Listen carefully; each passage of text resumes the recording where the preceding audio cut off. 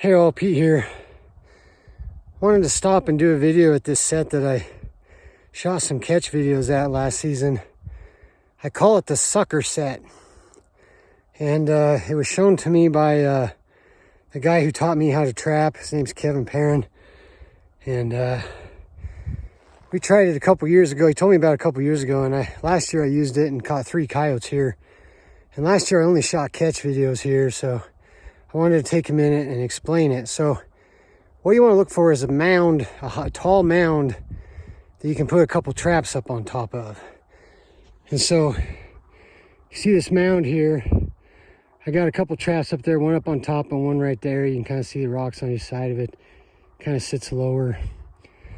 Anyway, got a couple traps up there, no smell, no urine, no nothing.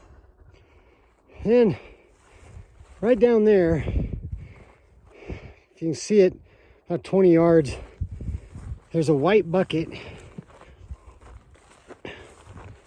Walk up to it here.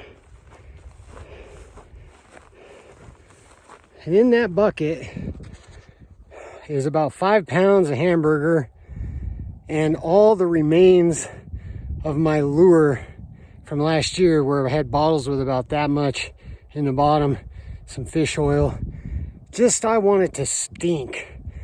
You could crack a bunch of eggs in there if you wanted to, whatever. You just want a bucket full of stinky crap, okay?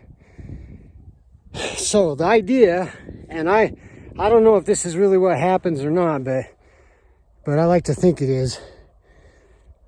Either way, it works. The coyotes smell that, but it's a bucket. And they're not gonna go right over to it. So they're gonna get up where they can see it and take a look at it. So there's the hill. So they go up on top of the hill to take a look at that bucket from a distance, and they step in one of the traps. And so that's what I call the sucker set.